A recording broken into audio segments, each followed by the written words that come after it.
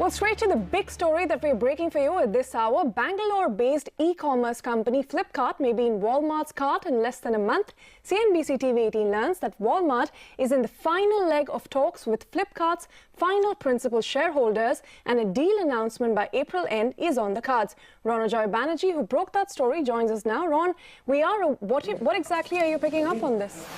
Well, what's interesting here, Ritu, is that the deal between Flipkart and Walmart that we've been talking about for the past several weeks now, that deal could close a lot earlier than what many of us had initially anticipated. Let's get in some expert voices. What does this mean? Joining us now is Mr. Manish Maheshwari, the former Vice President of Flipkart.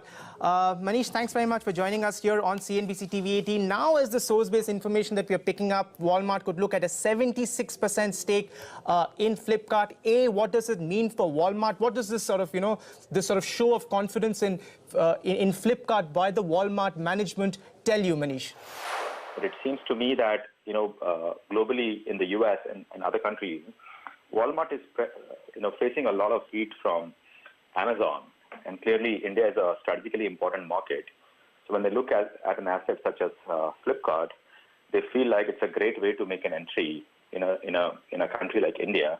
Quite a few things are converging together to make this happen much faster and at a much higher valuation than most of us were thinking or expecting. Do you feel that there could also be perhaps a correlation between what, Walmart in their fourth quarter earnings that came out in mid-February, they reported that the e-commerce grew by 23%. It was still a robust growth, one would say 23%, but it was substantially less than what Walmart's e-commerce segment had grown in the third quarter, which is when they had grown by 50%. Do you feel that could also be sort of weighing in the minds, of the Walmart management that let's close this deal fast because that could give Walmart's e-commerce a big push going forward? Now, for Walmart also, it's very important that they have a very strong performance on the e-commerce side. And clearly, 23%, while if you compare to a traditional company, looks very high. But then if you compare to how digital and e-commerce companies have been growing, 23% is not something to be really proud of, right? Manish, one quick question before we let you go. What happens to Softbank? Do you feel that they'll hold on to the 20% stake, or do you think even them sort of exiting and cashing out soon? Yeah, so my view is that Softbank is under no hurry to cash out right now, right? I mean, they have enough money. In fact, they are looking to deploy funds. So I think my view would be that they would hold on to it for some more time and let's see how things progress.